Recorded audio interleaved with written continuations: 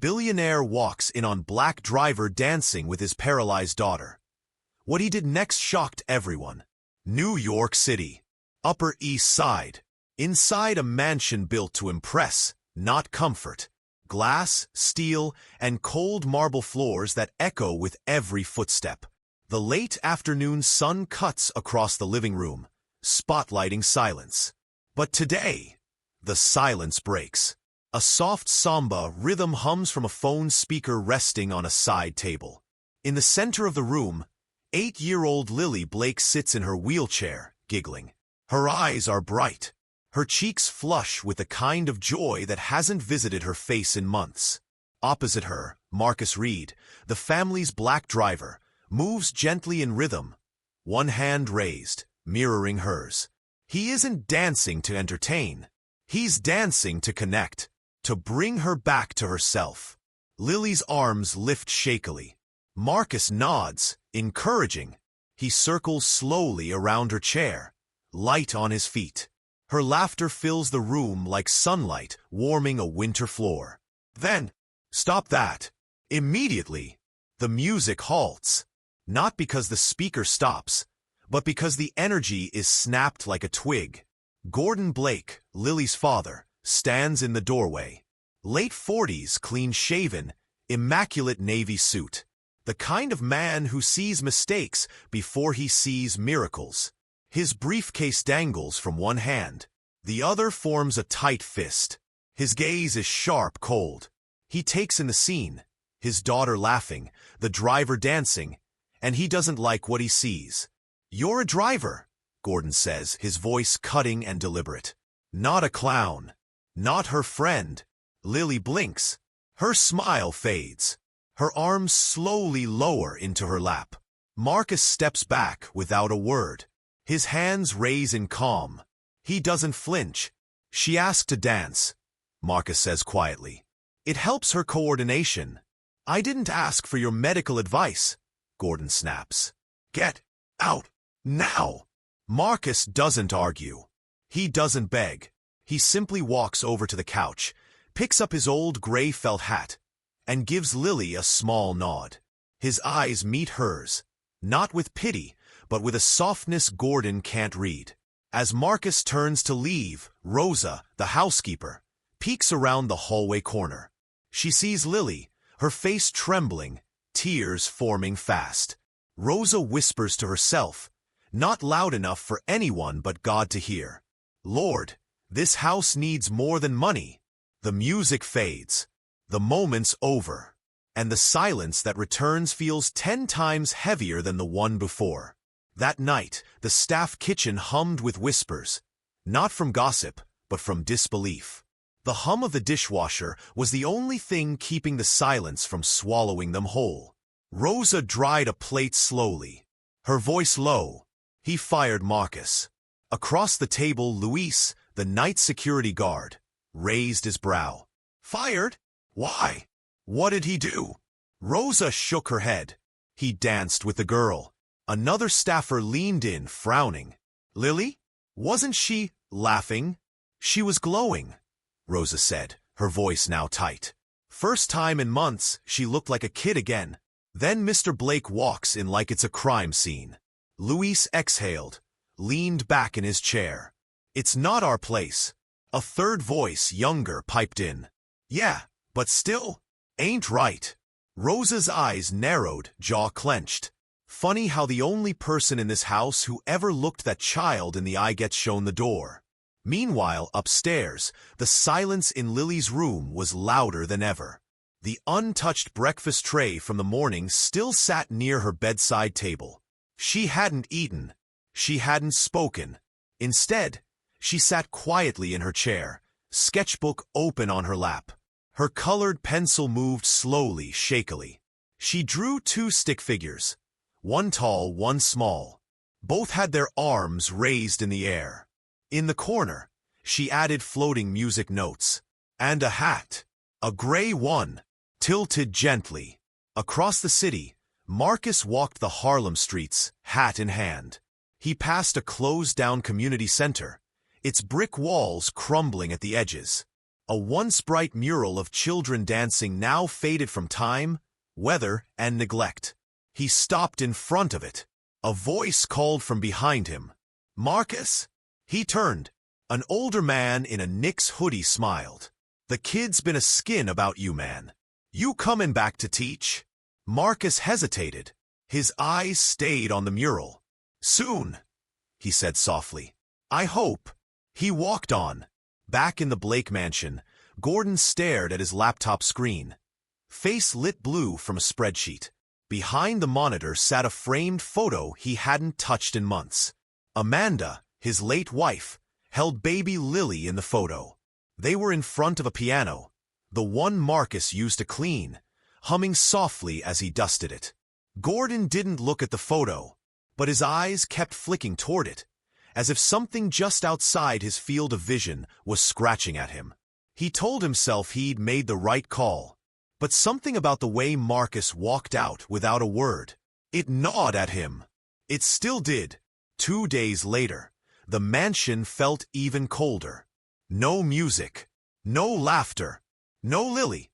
She had stopped wheeling herself to the living room, stopped opening the sketchbook for anyone to see.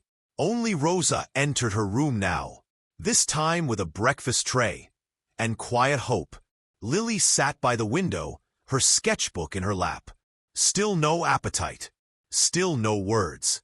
Rosa glanced at the open page. There it was again, Lily and Marcus dancing. Except now, in the corner, she had drawn herself crying in the same chair. Music notes fading above. A small gray felt hat rested on the stick-figure floor.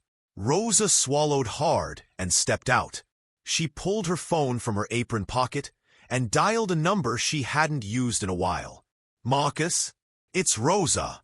You still teaching movement therapy on weekends?" A long pause.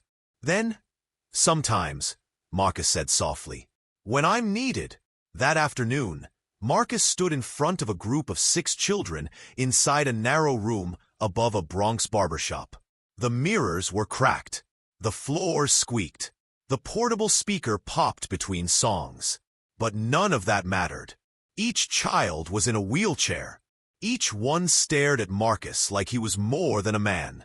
He moved slowly, deliberately, adjusted a boy's elbow, nodded as another swayed in rhythm. "Let your body speak," he said gently, "even when your voice won't." The speaker played a soft rhythm. Samba again. He turned toward the mirror and exhaled. That night, Marcus sat at his kitchen table, old laptop open. The room around him was small but clean. One potted plant. A coffee mug with a chipped lip. He clicked open a folder labeled Amanda B. Inside, an unread email, dated 5 years ago. He clicked. A scanned, handwritten letter appeared on screen. Faint, but still readable. "Marcus, if anything happens to me, and Lily ever stops smiling, show Gordon who you are. He won't listen now, but he might, if she ever goes quiet. Love, Amanda." Marcus stared at the screen. Then he closed the laptop and pulled out his felt hat. He dusted it off like it was a badge, not an accessory. At the Blake mansion, Gordon noticed something different. Lily's wheelchair was closer to the window than usual. She hadn't said a word in 2 days. But now, she sat staring outside, her eyes fixed on something across the street. Gordon stepped to the window to follow her gaze. There, under a street lamp, stood a man. Marcus. He wasn't moving. He wasn't dancing. He just stood there, a speaker by his feet. The music, playing softly, that same samba tune. He wasn't trying to make a scene. He was waiting. The front door slammed open. Gordon stepped outside in rolled-up sleeves, tie loosened, breath sharp. He crossed the sidewalk, voice tight with disbelief. "What are you doing here?" Marcus didn't move, didn't blink. "She needs movement," he said calmly. "Not just in her body, in her spirit." Gordon laughed, a bitter, sharp sound. "You think this," he gestured to the speaker, "helps? You think waving your arms makes my daughter walk again? Marcus reached into his coat pocket and handed Gordon a manila folder. Inside, printed reports, handwritten notes. One page was signed by Amanda, another by Dr. Evelyn Sato, Lily's pediatric neurologist. Gordon flipped through it. His grip tightened. Amanda's handwriting stared back at him. Marcus understands her. If I'm gone, he's who I trust. Not out of kindness, out of proof. Gordon's shoulders dropped. A crack in the armor. A creak interrupted them. The front door opened again. Lily slowly wheeled herself out, her small arms working hard to turn the wheels across the stone path. She didn't look at Gordon. She looked straight at Marcus. Her voice was hoarse, fragile. I miss my dance teacher. Behind her, the staff had quietly gathered. Rosa, Luis, two others. Silent. No one moved. The music kept playing, low but steady. Marcus knelt slowly, to Lily's eye level. He reached out his felt hat. Lily took it, smiled faintly, placed it on her head with both hands. Then, arms raised, she began to move. Small at first, just a flutter of fingers. Then wider motions. Marcus mirrored her. One hand, then the other. The samba beat rose gently behind them. They danced, not like performers, but like two people rebuilding something broken, piece by piece. Lily's eyes were bright, alive. Gordon stood still, frozen on the steps. He looked at his daughter, the one no therapist had reached, and the man he had fired. He had built a company by trusting numbers. But this wasn't data. This was love. And it was winning. 3 days later, Gordon Blake sat in a glass-walled boardroom high above Manhattan. The company's senior executives surrounded him. Some angry, some cautious, all silent. Outside the windows, news vans lined the block. A video had leaked. The security camera caught it. Gordon's voice booming, Marcus shrinking back, and Lily's joy vanishing in real time. Paired with a second clip, the girl dancing again, this time outside, with Marcus by her side. Online, the story had a name. The man who brought her back.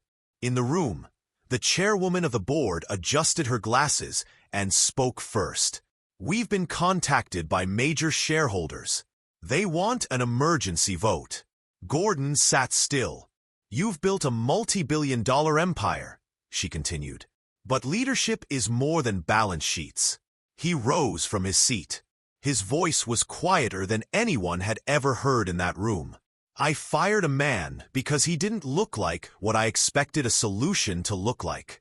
I saw a driver, not a healer, not a human being. He reached into his coat, pulled out a folded drawing, Lily's. In crayon, she had drawn Marcus holding her hands mid-dance. A big smile on her own face.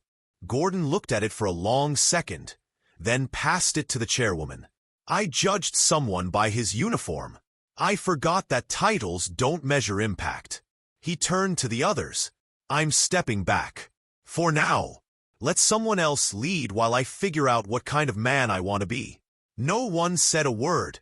Outside, Marcus sat in the lobby with a paper coffee cup. No tie, no folder, just a quiet presence.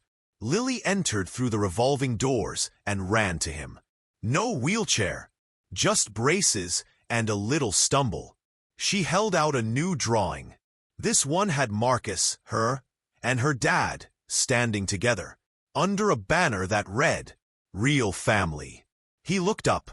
Gordon was watching from the second floor. Their eyes met.